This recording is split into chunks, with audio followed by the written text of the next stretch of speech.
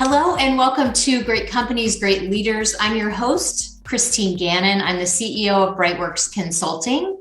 We are a general management consulting company with a focus on diversity, equity, and inclusion, and providing solutions to organizations to help them solve for equitable and inclusive workplaces. We are super excited today to have with us Alex Herr. So Alex, welcome. Alex is the Global Employer Brand Manager for GoDaddy. He currently resides in Austin, Texas, and enjoys all things employer branding and recruiting marketing at GoDaddy. Outside of work, he's also a board member on the Talent Brand Alliance Board, leading the marketing committee, and he's the founding leader on the Employer Brandwagon. When he's not working, he enjoys traveling. Yay, COVID's done, hopefully. Being with family, music, movies, podcasts, and mentoring others. Welcome. Yeah, thank you. Happy to be here. So we like to start our podcasts every week with a little bit about our interviewees' history and what's happened in their career and how they've arrived at where they're at today. And it really provides an inspiration for others who are thinking, how did they get where they are? So could you just take a couple minutes and share about your career journey? Yeah, so for me, I'm sure I'm not alone with having a lot of twists and turns, but it got my start initially way back when in IT. So I was working the help desk, figured that might be an option, and then kind of dipping into QA testing, network engineering, and just decided, hey, I like talking to people more than I like staying behind the screen. So made a move over to workers' comp insurance. Got tired of getting yelled at and decided I wanted to take a mix of the social skills and IT skills. Then made the move down to Austin, Texas about 8 years ago from Michigan, and then got into digital marketing at a local agency. And from there, learned just media management, email marketing, different variations of how to target individuals, as well as SEO, social advertising, and took a chance on a position over at Cox Enterprises. And at the time, it was with one of their local brands, V Auto, as well as DealerTrack. And to me, all I knew was, okay, hey, this is another form of digital marketing. It's something different. I knew I had hit a glass ceiling with where I was at before, so it was time to do something different. And got there, and they said, hey, you're going to take everything you've been doing, but the focus is on the job seekers. And it was relatable to me because, I had looked at hundreds of jobs before I came to Austin, and what stood out to me the most was the culture. And back then it's very lame, but it's, ping pong balls, tables, the community outreach where teammates were getting together. They had small Olympics, food and drinks and all that good stuff. So I took all the skills I had and, just put myself back as a job seeker to say, okay, hey, if I saw what worked for me as a job seeker, what, piqued my interest, I'm going to combine that together and let's make it work. I just happened to work with a great group of individuals, stayed there for a bit, and then proceeded to go on to Informatica. In between, joined the Talent Brand Alliance as a committee member first. And then after Informatica, made my way over to GoDaddy last year. And I'm about to hit my year mark here pretty soon on June 7th. But yeah. So just a lot of that, and just been just doing as much as I can in the space. But it's been something that, I feel fits more of my skill set. So, very roundabout way to get here, as most other talent brand employer leaders have, they've also done the same, but that's where I'm at now, and still very much enjoying the space and what I'm doing. What I love about your story is that people listening, especially those who have decided to exit the workforce because of COVID, you've given them the roadmap. So there's a lot of people sitting on the sidelines right now, not sure what they want to do. They just know what they were doing doesn't work. And you've shared really that constant pivot of what am I going to do next? But taking your experiences, regardless of the industry, regardless of the company, and taking your experiences to use in a new opportunity. I think that's so amazing. That's strong. That's such a great roadmap. Oh, thanks. Yeah, obviously it's not what I had planned on, but yeah, I think if anything, I learned how to pivot quite a bit. And then when you jump into the employer brand space, you learn that, okay, you need to pivot and be able to, you need to be comfortable being uncomfortable. Right. Oh, I love that. Being comfortable with the uncomfortable. I think that's where we're sitting right now as we come out of this pandemic. I want to talk to you. Agreed. Yeah, I want to talk to you a little bit about leaders. And as we think about leading in this next phase, again, we can make plans, but how it actually turns out is something different, right? But we have a new environment. We have some people working from home. We have very much a hybrid environment. Some people are coming back to the office. How do you think leaders can be successful leading their teams right now? It's really unknown, right? Yeah, it's it's a bit of the unknown, right? I would say, depending on how your setup was before, I think if you don't lose the human aspect, right? Everything's relational. Like you have to have relationships, whether you were in the office before, talking to people, around the coffee pots. I think those days are kind of gone in a little bit of a sense, but just respecting people for who they are and just trying to have those relationships. I think that goes a long way. And you can still carry that on with today's fully remote or hybrid environment by just checking in with people. I mean, that goes a long way. Instead of assuming, hey, I'm not going to reach out to them until they reach out to me. If you're, I would say if you're a manager, you're doing that. If you're a leader, you're reaching out first, right? You're establishing those relationships, checking into them to make sure they're doing okay. I prefer that approach. That's how I lead. That's how my leaders also lead me. And I think that's the simplest way just to navigate what we have now, what we will be dealing with moving forward. It's a little bit different than the prior environment in terms of leaders really tapping into that emotional IQ and really wanting to know how their employees are from a mental health standpoint, right? How are you doing? Agreed. And that might be on the radar a little bit more right now than it was before. And, that's one of the things a great leader does with their team. So keeping with this theme in terms of the new environment we find ourselves in, and I don't really like to call it a new normal because I think the workplace is just evolving, right? We're just evolving to something unique and different, but I don't know that it's a new normal because we're constantly evolving.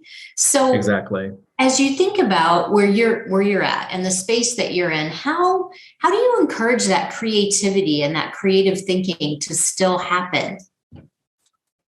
You got to mix it up. I mean, because it can't just be, Zoom calls where there's several different, squares or rectangles and everyone is just talking at each other. Think of ways to mix it up. There's whiteboards that we have here, on Zoom calls that we can use. There's amazing products such as Notion where you can jump into there and collaborate together, either, in real time or asynchronously. There's also products such as Miro where you can use that as well too, just to, again, the whole whiteboard thing, but probably to a different level, but just really giving people the, let them know it's okay to try different things.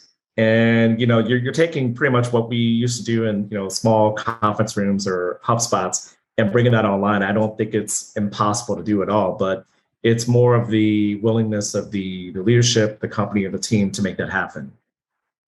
I find when we're doing that, I love that you brought that point up in terms of what we used to do in conference rooms, right? And have a brainstorm or a session where we would use the whiteboard paper or a whiteboard really to just brainstorm and no idea is a bad idea. Moving that online has seemingly helped because people they're either on camera or they're not. I love for people to be on camera.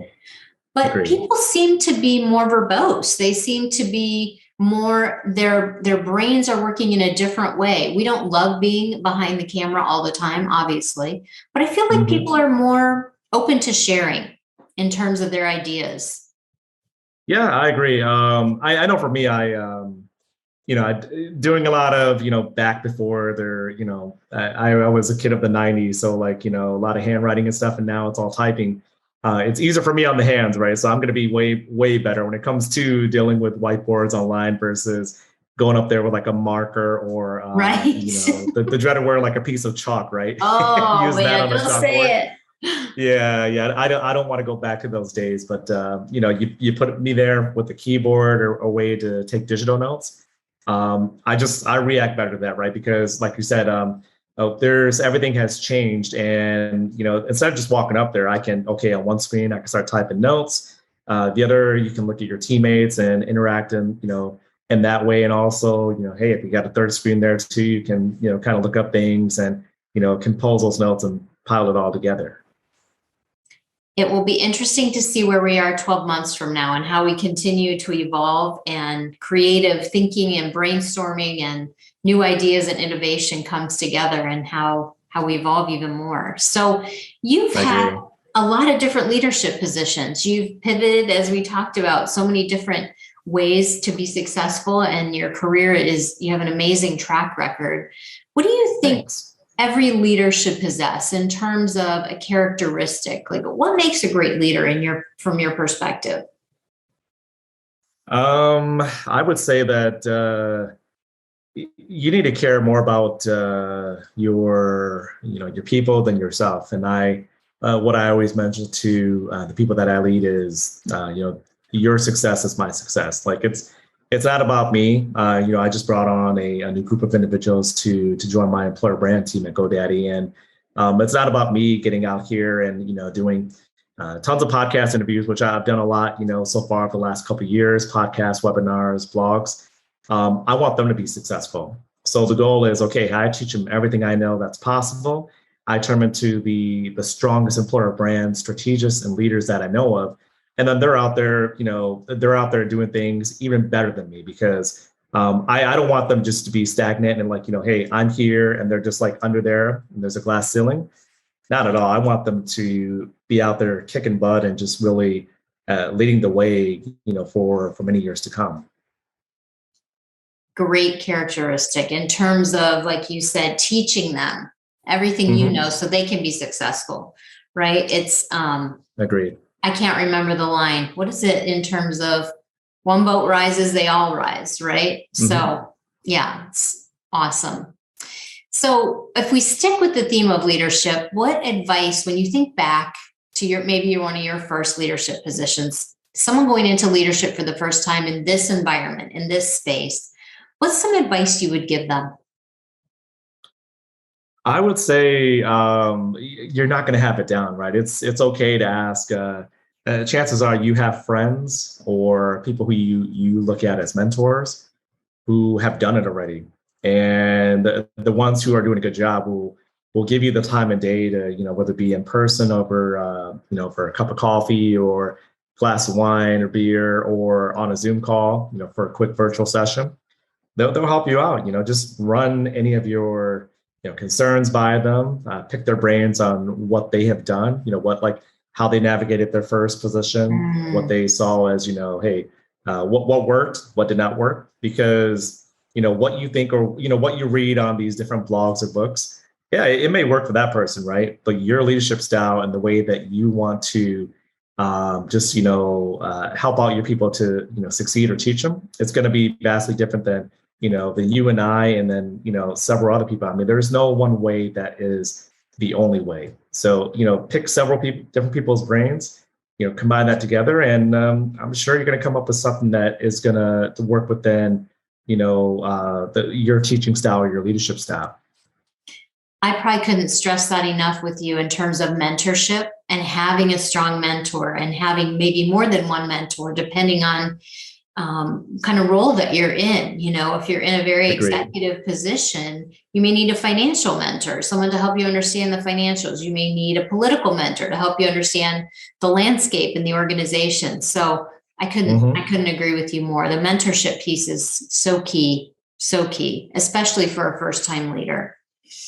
I think it's underrated. So it is underrated, right? Equally important, which we won't go into because we could take probably an hour, is sponsorship, right?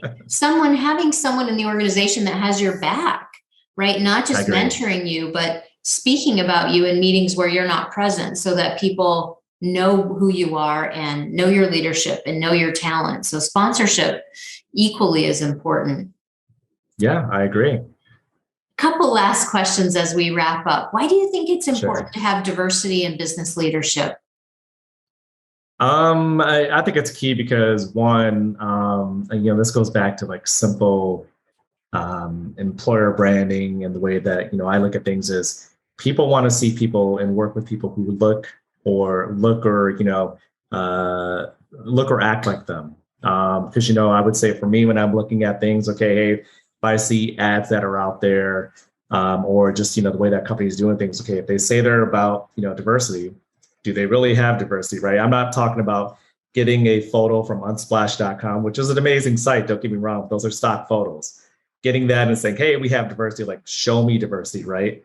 I'm an Asian American, so I want to see someone who is of the same ethnicity, either that or are they biracial, or, okay, do you have a strong mix, Black, Asian, South Asian, Caucasian as well, everything in between it, as well as Hispanic or, Latinx. Like have something there to show me, okay, is it relatable to everybody from all walks of life? Because if you don't, then we're no further ahead than we were 3 years ago. Right, right, absolutely. And I would say age. When I look at organizations, I not only want to see the ethnicity, but I want to see a variety of ages, because we have five generations. We have 5 generations in the workplace today. So let's spotlight that. Let's highlight that. Let's show that organizations are interested in diversity of thought, right? That brings innovation. Agreed. All right, last question. I'm going to throw you a curveball. All right. Who is your hero? Oh, easily my dad. There's no doubt about it. He was the person who, was there for me from the beginning. Really pushed me to think outside the box, because he sacrificed a lot coming to this country after the Vietnam War from Laos, as well as several thousands of Hmong people. But did that. He showed me like he was able to come here, learn the language, just really make a career for himself, and just always pushed me to never think, okay, hey, like for example, this role here that I have now at GoDaddy, it's amazing, but it's a step, right? The next step is, okay, hey, can I move on to leading more people? How can I become better at my job and what I'm doing to push those boundaries? And I always, he's not with us anymore, but I always still keep his teachings and everything that he taught me as my hero and as my dad to heart. And it always stays with me each and every day. Awesome. Very few people say their dad. I love that you said that. A lot of people say their mom or someone else. So I love that you said that. It's awesome. He sounds like he was an amazing gentleman. Oh, he was. Alex, thank you so much for being with us today. I appreciate all your points of view and insights on leadership. All right. Thank you.